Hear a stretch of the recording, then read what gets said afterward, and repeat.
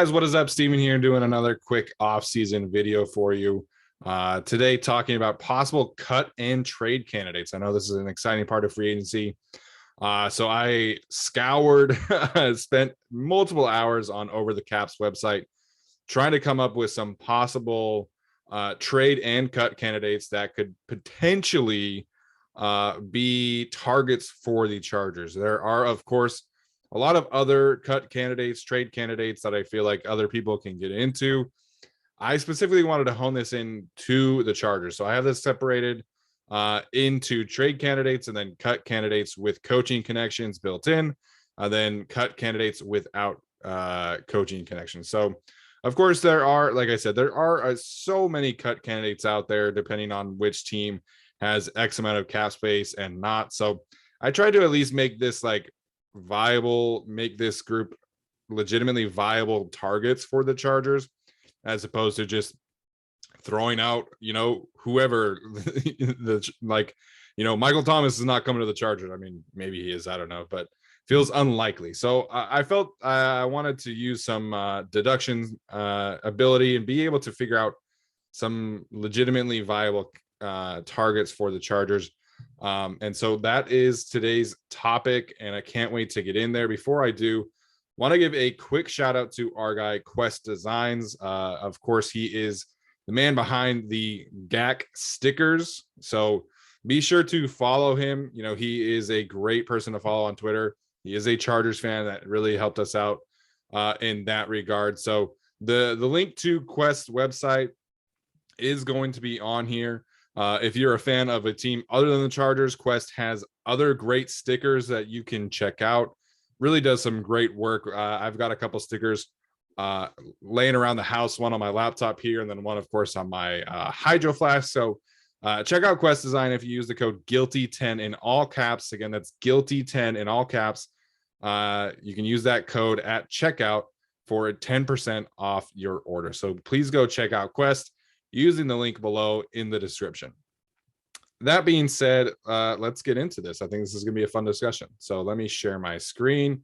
I do have a fancy schmancy Google slide, if you will. So again, this is our off-season series, Guilty as Charged podcast. Check us out on Twitter, social media, Instagram, YouTube, as you're watching this right now. And make sure and check out our audio series as well on any podcast platform of your choice. All right, so first and foremost, I have trade candidates. And so this is a really interesting list, 2 players that have coaching connections and one that doesn't. So first and foremost is Khalil Mack. Khalil Mack, formerly of the Raiders and currently Chicago Bears edge rusher. Of course, that is where Brandon Staley spent a couple seasons under Vic Fangio, and Jay Rodgers was there as well. And both of those guys were position coaches for Khalil Mack. So Mack, of course, signed a monster extension a few seasons ago. He has a $30 million cap hit. However, the Bears can save $17.75 million by trading him after June 1st. So this is the only scenario for Khalil Mack. They're not going to trade him pre-June 1st. It doesn't really save them much money at all. It has to be post-June 1st. So this is a trade that I feel like makes a lot of sense for the Chargers if they are all in. Of course, they would take on the $13 million or $12.25 million. Make sure my math is correct there, to take on Khalil Mack's contract. So it makes a lot of sense for the Chargers. It makes a lot of sense for the Bears as they head into this transitional phase of their own. I don't know if Matt Eberflus looks at Khalil Mack and thinks he's still the same player. I don't know if he looks at him and thinks he is still a foundational piece for that roster. He's clearly lost a step. His production has not been the same this past season. Of course, had a foot injury that ended his season. But before he got injured, his production was not exactly, Khalil Mack that we are used to seeing. 2020 was not particularly great either for him. So I think this makes a lot of sense for the Bears in terms of he's not the player that he used to be. It can save us a really good amount of money post June 1st, like I mentioned. And of course, there is the connection that the Chargers have, both because of Staley and because of Jay Rogers. All right, so the next one is Xavien Howard, a player that I feel like has been in the trade talk market every single year over the last 3 years. I mean, he's a fantastic player. One of the best cornerbacks in the league, of course, aided by Byron Jones down there. But I mean, Xavien Howard's ball skills are elite, and he continues to produce high numbers of interceptions and pass breakups. So that is another situation that, of course, is TBD. They do not have a head coach right now. And of course, Brian Flores is suing them because of their owner, Stephen Ross. So maybe Xavien Howard wants out again. Primarily it was rumored that he wanted out due to a contract. Maybe he's just kind of sick of the turnover in Miami and decide to demand a trade again. So Xavien Howard has a $16 million cap number for 2022. The Dolphins would save $9 million by trading him pre-June 1st. So that number actually goes up to $13 million after June 1st. So he's a prime trade candidate. Of course, cutting him like I have here would save them $6 million. That's not really something that I feel like teams are interested in. But saving $9 million and potentially saving $13 million makes a lot of sense, especially if they're really all in on building around Tua. I mean, their offensive line was atrocious last year. They had 3 players all in the top 10 in terms of total pressures allowed. They don't have any good running backs. They have Mike Gesicki, and that's really about it in terms of weapons outside of Jalen Waddle, of course.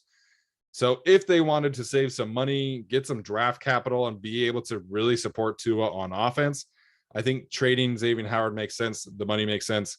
And as I have here, Ronaldo Hill actually was his position coach in 2018. Shane Day, the quarterbacks coach for the Chargers, was on that staff as well on offense. And they run a similar scheme in terms of the variety of coverages that the Dolphins do. So it makes a lot of sense on paper for the Dolphins. It definitely makes sense for the Chargers to add a player like him. I think cornerback is a sneaky need right now. And it's right as of now, it's something that I'm targeting in the first or second round to be able to, shore up the secondary, which I think is a huge need after watching what happened last season. So makes sense for the Dolphins on paper in terms of saving some money, makes sense for the Chargers. To me, it feels like this could work out. Grady Jarrett is the other one that I have on here. Of course, has a massive extension himself. He has a $23.83 million cap number this season. The Falcons are in cap hell. I think Matt Ryan has a $48 million cap hit. They have essentially zero cap space to be able to support him. Their offensive line, similar to the Dolphins, was also atrocious. And they could be the best team in the NFC South. So, it's a weird dynamic down there for sure. He is a potential cut candidate. He is a potential trade candidate. The Falcons are potentially looking to extend him to lower that cap hit, according to The Athletic, but they could save $16 million by moving off of him, regardless of trade or cut. So, I mean, obviously you don't want to give away Grady Jarrett for free. He's too good of a player for that. But if the Chargers do lose out on Justin Jones or don't want him back, I mean, Grady Jarrett is one of the best defensive tackles in the league. He's a foundational piece of a defense. I'm not quite sure if he's played a ton in 3-4 schemes, but I mean, if a player like Grady Jarrett becomes available, I think you have to take that swing. So there's a little buzz here in terms of potentially him being on the market, perhaps not as much as Khalil Mack and Xavien Howard that there has been and potentially will be this offseason. But if Grady Jarrett is on the market, I feel like you got to take that call or make that call rather. And I think he would be a fantastic fit next to Joey Bosa. All right, next I have some cut candidates with connections to the Chargers. Of course, I don't know if you can see this. I have this picture of Darius and Preston Smith right there. So they're both going to be mentioned here, of course. We know how the Chargers have that affinity for the Green Bay Packers. And first and foremost, Preston Smith. He has a $19.72 million cap number this season. The Packers would save $12.47 million by moving off of him, regardless of trade or cut.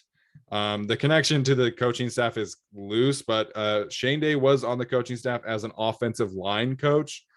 So there was bound to be some interaction there in Washington when Preston Smith was drafted. So it feels like right now Za'Darius, and more on him in a second, but it feels like Za'Darius is the more likely cut candidate. It sounds like they potentially could rework Preston's contract to lower that cap hit, of course, but we'll see. There's going to be some kind of interaction or transaction rather with Preston Smith. It just kind of depends what. So the next on here is Eddie Goldman. Of course, you saw a picture of him on the first slide. He has a $11.67 million cap number. He is, of course, their nose tackle, big beefy nose tackle. The Bears would save $6.6 million by cutting him pre-June 1st or $8.86 post-June 1st. So as mentioned, Matt Eberflus is going to come in there and he's going to be running a 4-3 scheme. You don't really see a 3-4 nose tackle like Eddie Goldman in those schemes. So to me, this is essentially a no-brainer cut. Of course, being in Chicago, he has that connection to Brandon Staley and Jay Rodgers. His best season statistically was when Brandon Staley had his last season in Chicago. Eddie Goldman actually made the Pro Bowl that year, believe it or not.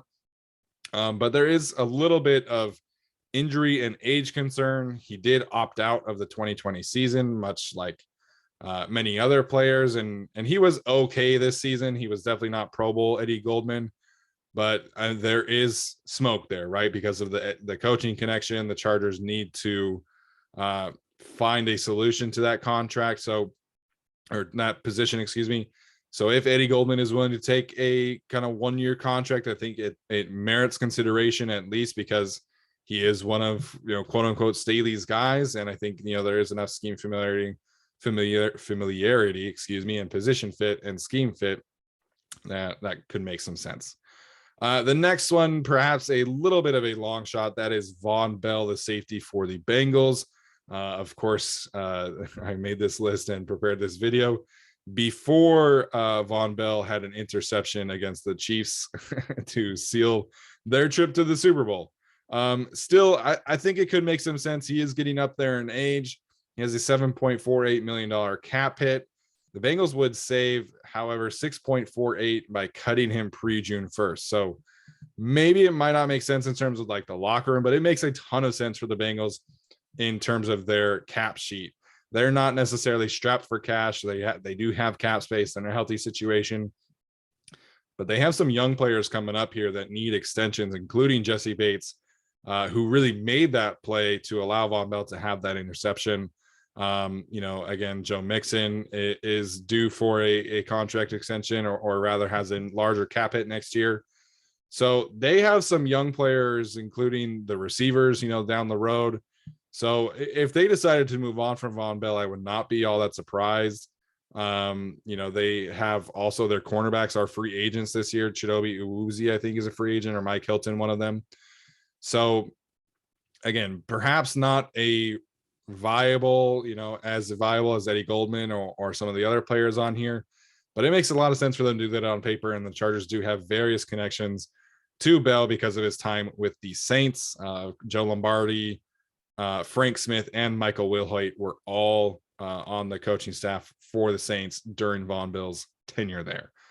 So something to keep an eye on for sure. But again, if he has like an amazing Super Bowl performance, then I doubt it, but we'll see. All right. Next one here, if I can get this going. There we go. All right. So these are cut candidates without coaching connections. First and foremost is Trey Flowers, pictured here in the bottom right. He has a $23 million cap number for the Detroit Lions in 2022.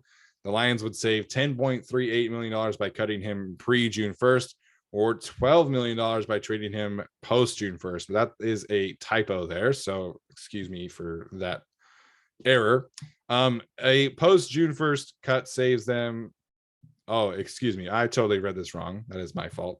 So it's the Lions saved $10.38 million by cutting him pre-June 1st, or $12 million by trading him pre-June 1st. A post-June 1st cut saves them $16 million, and a post-June 1st trade saves them $17.625 million. So again, excuse me for the mistakes there. But I would be shocked if Trey Flowers were on the Lions next year. They have Charles Harris, who finished number 1 in my composite edge rusher ranking videos. He is a free agent. They have Julian and Romeo Okwara, both young players, brothers, of course, who have had, breakout seasons. And then it feels like they're going to draft Hutchinson. Like I said, Hutchinson incoming. So I would be shocked if Trey Flowers were on the roster for the Lions next year. It's just a matter of potentially how much money do they want to save? How much risk do they want to take? Because Trey Flowers would not really have a ton of trade value right now, maybe a late round pick, but then you're asking a team to take on the rest of his contract, which I do not think would be a smart move, like for a team like the Chargers, for a team like somebody else, because he's been injured a lot the last 2 seasons. He has not played a full season since 2019. And of course, I know some of you are going to say, oh, a player with injury history, like stay away from the Chargers. But the Chargers need a solution at edge rusher 3. They need one, whether that is drafting somebody or signing somebody. Of course, there are various options that they could go through, but who knows if a Jadeveon Clowney actually hits free agency, or somebody of that, Von Miller could sign an extension. I mean, he's had a great playoff run.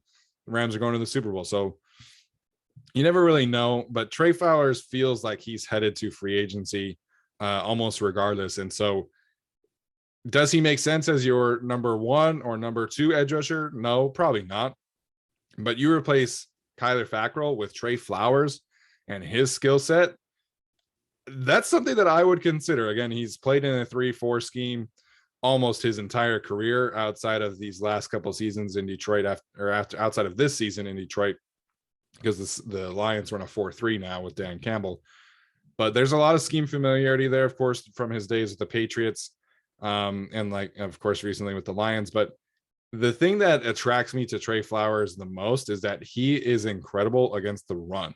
Like even recently, despite his injuries, he has been producing at a very, very high level as a run defender. And that's at least more than Kyler Fackrell. And so if you have confidence that the coaching staff could potentially get the most out of him again, I think it makes a lot of sense to sign him to a 1-year deal, 1-year prove it deal. I don't think he would cost all that much. And again, like at the very least, you're getting a very positive run defender on the edge outside of Uchenna Nwosu and Joey Bosa. So this gives you some options. And like I said, there's no guarantee that these other edge rushing free agents actually hit free agency. So Trey Flowers is going to be on the market. Would be shocked otherwise. And I think it makes some sense. Like I really do. But again, there is injury concern there. And he is getting up there in age. I think he'll be 29 by the time next season starts. So, but if you're signing him for cheap, I think that makes a lot of sense. The other one, of course, is Darius Smith. I'd be shocked if he were on the Packers next year as well. He has a $27.66 million cap number. The Packers would save $15.28 million by moving off of him, regardless of trade, cut, or date. If you listen to Tyler's video with Mike Kawamo, he said that there was reportedly some beef between Za'Darius and Matt LaFleur. And as we've seen on Twitter and Instagram, Za'Darius has already posted goodbye, like he's out. So I think this one is definitely someone that is going to be on the market. The issue, again, he's a little older, a little bit more inconsistent. He only played 37 snaps this season due to injury.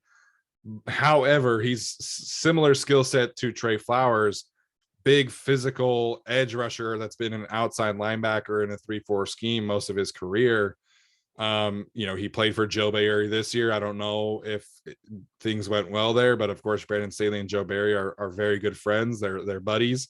So there is something there. Of course, the Chargers love former Packers players, as we well know by now. And Za'Darius, I think I would put it in a higher tier than Trey Flowers. I think, there is injury concern from this year, but he looked really, really good in that playoff game when he came back a couple of weeks ago. So He's somebody that I think probably commands a bigger market than Trey Flowers, maybe potentially pricing his way out of the Chargers market. But again, if the Chargers can make that work and they have the money to do it, then I think that's a no-brainer. But that probably takes like a 2-3 year deal as opposed to Trey Flowers, who they could probably get for a 1 year cheap deal. Next one is Bradley Roby. I've mentioned him on Twitter before. Currently of the New Orleans Saints, formerly of the Houston Texans and Denver Broncos.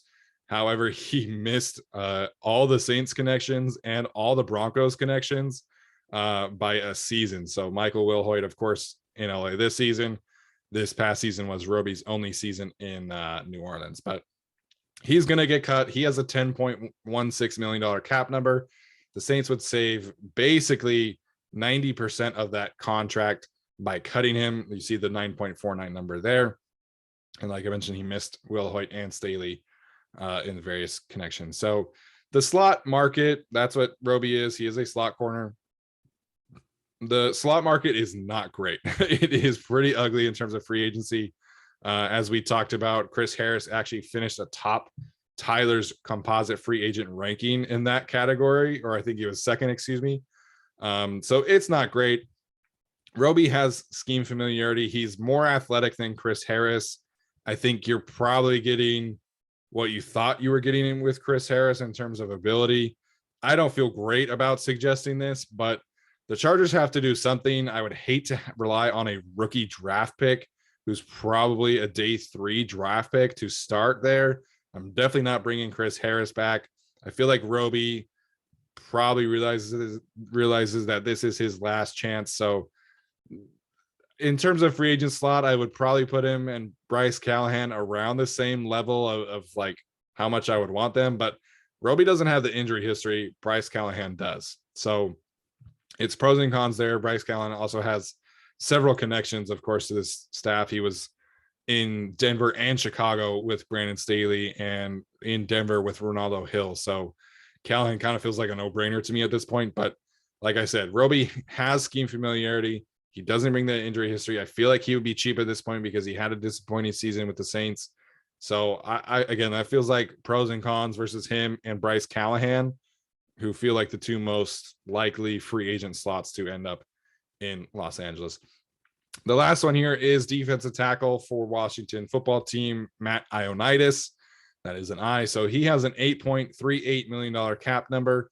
The Washington football team, soon to be Commanders, maybe, I don't know, would save $6.88 million by cutting him pre-June 1st. So again, that feels like a no-brainer. If you have paid attention to the Washington football team, they have about 8 first-round picks along the defensive line. So I'd be pretty surprised if they kept Ionitis around. They're in a decent cap situation, but again, they have several extensions coming with those first-round picks. They need a quarterback. They need other things. So cutting him is an easy decision. He is not really a huge scheme fit. For my understanding, he's more of a 3 technique or a 1 technique. But I think he's a really solid veteran presence. I think he's much better than Christian Covington or Jerry Tillery against the run. And I think I would be in favor of this. You know, he's been a captain for the Washington football team. He's, showed some really good leadership there. Just a really solid presence along the defensive line that I think could benefit from a new situation and perhaps a larger role. He's been semi-productive, nothing crazy, but like I said, he's just a solid veteran. And I think the Chargers need that, frankly. Like, the thing with the Chargers is that as soon as Linval Joseph or Justin Jones went down, they went from having good pieces to awful pieces. So we just need to bridge that gap. Like, we need solid veterans more than anything. And I think Matt Ionitis fits that bill. All right. So those are my connections or my candidates here. Again, just going through the list: Khalil Mack, Xavien Howard, Grady Jarrett. Those are trade candidates. I think those are legitimate pieces that could be available. So let me know what you think there. And then cut candidates with coaching connections. You have Preston Smith, Eddie Goldman, Von Bell to round out that list. And then cut candidates without coaching connections. You have Trey Flowers, Darius Smith, Bradley Roby, Matt Ionitis. So let me know what you guys think. I feel pretty good about this list. I feel like there's some good pieces here, a good balance. But let me know if you don't like somebody, if we really like somebody, if you have somebody else in mind, if you've scoured over the Caps website for looming cut candidates like I did. Shoot me a comment, shoot me a message on Twitter, whatever you guys feel like. I'm always open. All right, that's going to do it for me. Please like and subscribe to our channel, comment, and like I mentioned, all that feedback is great for us. It really helps us grow the channel. So we'll see you guys next time.